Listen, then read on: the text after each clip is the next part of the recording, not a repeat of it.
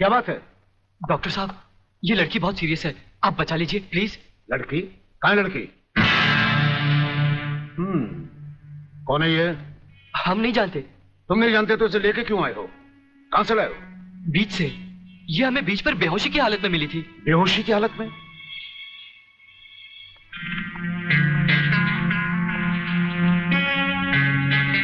इसकी हालत तुम लोगों ने इसके साथ 31st नाइट बना के तो नहीं की है ना? हम लोगों ने? ये क्या कह रहे हैं डॉक्टर साहब? नहीं नहीं, हम लोगों ने ऐसा कुछ नहीं किया। देखा तुम लोगों ने? मैं तुम लोगों को पहले ही कह रहा था। मगर नहीं यार, चुप रह तू। डरता क्यों है? डॉक्टर साहब, ये वक्त इधर उधर की बातों का नहीं है। हम पर भरोसा कीजिए और जल्दी से इलाज कीजिए। बातों से समझदार मालूम होते और मुंह से शराब की बदबू भी आ रही है। लेकिन भाई मेरे ये मामला तो पुलिस का है। पुलिस? हाँ। मगर पुलिस क्यों डॉक्टर साहब? क्योंकि इस तरह के केसेस पुलिस में दर्ज करवाए जाते हैं। मैं इंस्पेक्टर को अभी बुलाता हूँ। इंस्पेक्टर नीचे बैठा है। डॉक्टर साहब, संजय। आप लोग बैठिए। इंस्पेक्टर, कहां गए वो लोग? साहब, हम लोगों को मार के वो दोनों भाग गए। क्या बात है डॉक्टर साहब, आप इतने परेशान क्यों हैं? इंस्पेक्टर साहब, पता नहीं वो 3 लड़के इस लड़की को बेहोशी की हालत में यहाँ लाए। मैं आपको बुलाने गया, इतने में वो भाग गए। भाग गए?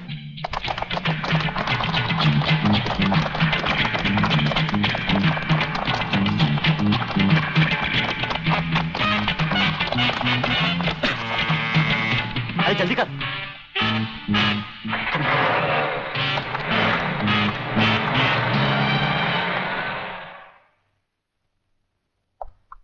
सर, ये है उस लड़की की मेडिकल रिपोर्ट। रेप केस है? नो सर, लड़की के पेट में 2 महीने का बच्चा है। लड़की को होश आया? No sir. उसका कुछ अता पता? अब तो उसके होश में आने के बाद ही पता लगेगा कि वो कौन है और उसके पेट में बच्चा किसका है। Uncle save me uncle. Uncle save me uncle. अरे बेटे, अंग्रेजी को मार गोली और हिंदी में समझा। क्या बात है? काकाश्री, पिताश्री मेरे परलोक सुधारने का प्रबंध कर रहे हैं। अरे तो वो मेरी हत्या कर। तुम जैसी कमीना औलाद को मार डालना ही बेहतर होगा। देखता हूँ आज तुम्हें कौन बचाता है। प्रलयनाथ, तुम बीच में मत बोलो जीवनलाल। इस कमीने ने आज मेरी इज्जत मिट्टी में मिला दी है। मैं इसे जान से मारू। बात क्या है? क्या किया है इसने? ये बात तुम मुझसे पूछो तो अच्छा होगा। अच्छा अच्छा, रुक जाओ, शांति करो। बेटे रसिक, चलो उठो, बताओ क्या बात है? अंकल, अंकल मैं। हाँ हाँ बोलो, डरो मत। अंकल मैं एक लड़की से मोहब्बत करते हो, यही ना? हाँ। तुम भी कमाल करते हो प्रलयनाथ। बेटे की मोहब्बत बर्दाश्त नहीं कर पाए, उसे मारने पर तो लाए। अरे मोहब्बत करना तो आजकल के नौजवानों का फैशन है। बात यह नहीं है जीवनलाल, सच तो यह है कि इसकी मोहब्बत के चक्कर में वो लड़की इसके बच्चे की मां बनने वाली। ओहो, तो इसमें कौन सी नई बात है? करवा दो शादी। और अगर लड़की अपने बराबर की नहीं है तो करवा दो एबॉर्शन। मगर जीवनलाल बात यह है। अरे यार, ऐसे मामले में बात कुछ नहीं होती, सीधी सी बात है। अगर वो लड़की नहीं मानती तो पैसे वैसे देकर अपनी जान छुड़वा लो, और अगर फिर भी नहीं मानती तो तुम्हारे लिए किसी की जान लेना कौन सी नई बात है? प्रलयनाथ, तुम तो खामखा उस लड़की के लिए अपने बेटे की जान के पीछे पड़े हो। दरअसल बात यह है जीवनलाल कि वो लड़की तुम्हारी बेटी राधा है।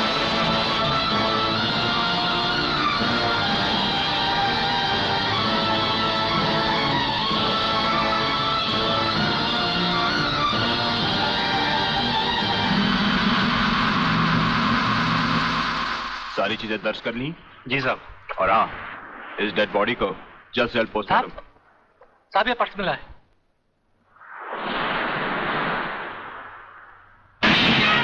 संजय आर चौहान। मेरा पर्स बीच पर या अस्पताल में गिरा है। अगर वो पुलिस को मिल गया तो कहीं हम फंस ना जाए। नहीं यार, अरे जब हम लोगों ने कुछ बुरा किया ही नहीं है तो हम फंस क्यों जाएंगे? अरे मैंने पहले ही कहा था कि इस चक्कर में मत पड़ो, उल्टे फंसेंगे। लेकिन मेरी सुनी किसने थी?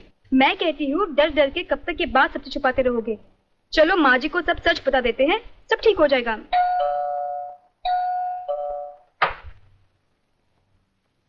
नमस्ते। नमस्ते। क्या बात है इंस्पेक्टर साहब? हम शक की बुनियाद पे आपके बेटे संजय और उसके 2 दोस्तों को गिरफ्तार करने आए हैं। गिरफ्तार? क्यों?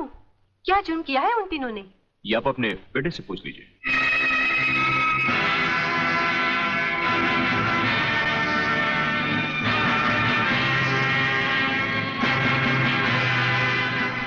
वाह गोटिया वाह, क्या खुशखबरी लाया है।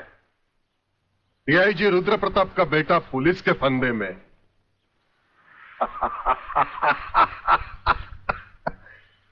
बाप ईमानदारी की मौत मर गया, अब बेटा कानून की मौत मरेगा।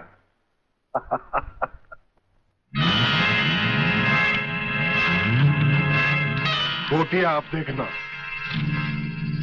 मैं इस चश्मदीद गवाह को ऐसी मौत मारूंगा कि उसकी आंखें मुझे पहचानने से पहले ही बंद हो जाएगी। तुम उस डॉक्टर को खरीद लो और रिपोर्ट तैयार करवाओ जो मैं चाहता हूं।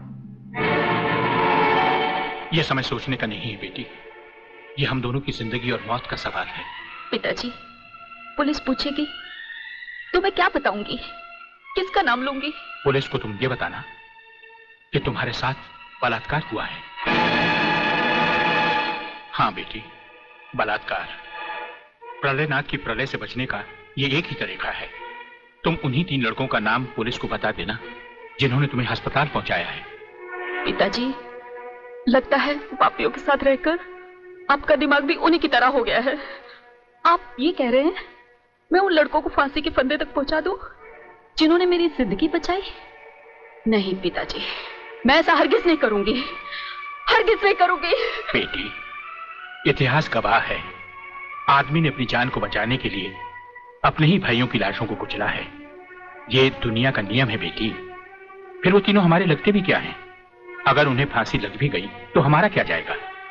बेटी, उन लोगों की जिंदगी से कहीं ज्यादा कीमती हमारी जिंदगी है। पुलिस को वही बताना जो मैंने तुम्हें कहा है। मगर गुप्ता जी, किसी के सपने पूरे करने के लिए किसी के अरमानों का गला तो नहीं घोटना चाहिए। ये पाप है। राधा तो प्रेग्नेंट है और आपने पैसे के लिए उसके बलात्कार की गलत रिपोर्ट तैयार कर दी। तुम मेरे सीनियर हो या मैं तुम्हारा सीनियर, पेशे का सबक मुझे मत सिखाओ, समझे? सीनियर और जूनियर का मतलब ये तो नहीं सर कि आप कुछ भी करें और मैं चुपचाप देखता रहूं। ऐसा कभी नहीं होगा। मैं आपकी गलत रिपोर्ट पर हरगिज साइन नहीं करूंगा जो उन 3 निर्दोषों को फांसी के फंदे तक पहुंचा दे। डॉक्टर सिन्हा, आज से 5 साल पहले डॉक्टर श्रीवास्तव ने इसी तरह की एक गलत रिपोर्ट पर साइन करने से इनकार कर दिया था। गुंडा स्वामी के आदमियों ने उसे 6ठी मंजिल से नीचे फेंक दिया और पुलिस ने उसकी मौत को आत्महत्या समझकर उसकी फाइल हमेशा हमेशा के लिए बंद कर दी। अगर तुम भी उसी राह पर चलना चाहते हो तो एज यू विश। इंस्पेक्टर साहब, इंस्पेक्टर साहब, मैं कहती हूँ ये कहाँ का न्याय है? कैसा कानून है जो 3 मासूमों को सोचे समझे बिना हवालात में बंद कर दिया? मैं पूछती हूँ क्या हो गया है इस देश के कानून को?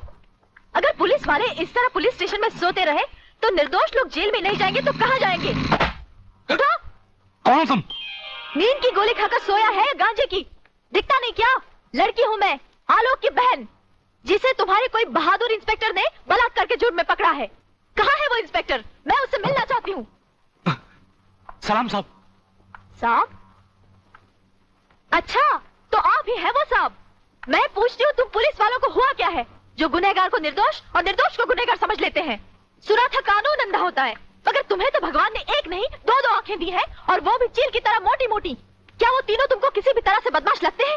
अरे मेरा भाई आलोक, वो तो किसी लड़की से बात करते हुए भी कांपता है, वो किसी पे बलात्कार क्या करेगा? खाक। वागले बेटे, ये तो लाल मिर्च है तीखी तीखी।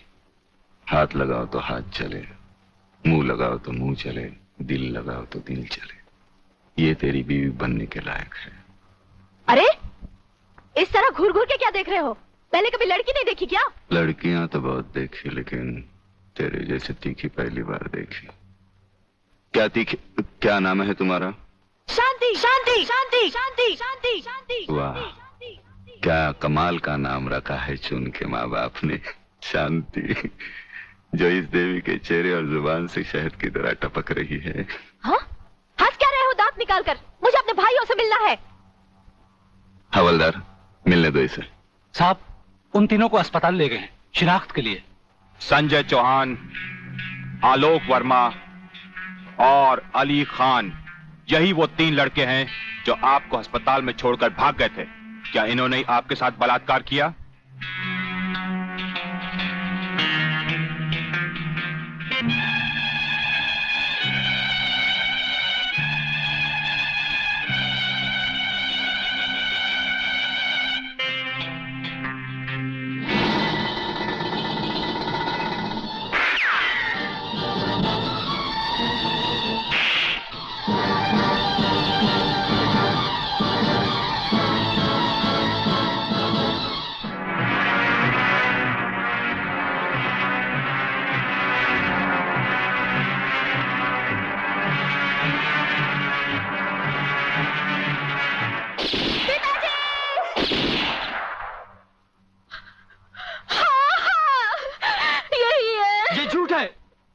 ये सरासर झूठ है। हमने कोई बलात्कार नहीं किया। सच कह रहा है मेरा बेटा। इंस्पेक्टर साहब, ये झूठी है ये। तुम लड़की नहीं, लड़की के नाम पर एक कलंक हो।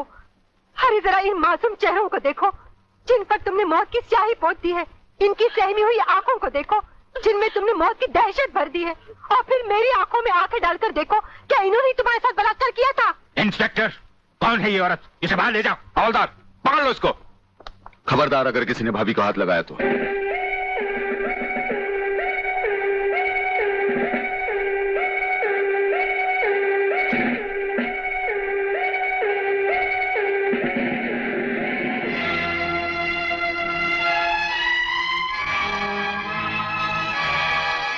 इंस्पेक्टर फागले, आप जानबूझकर अनजान बन रहे हैं। आप अच्छी तरह जानते हैं कि ये डीआईजी रुद्र प्रताप चौहान की पत्नी है।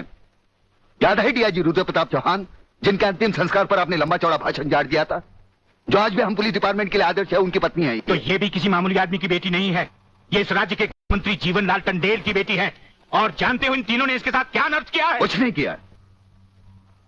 ये किसी की साजिश है जिसमें इन तीनों को फंसाया जा रहा है। लेकिन मैं भी दूध का दूध और पानी का पानी करके रहूंगा।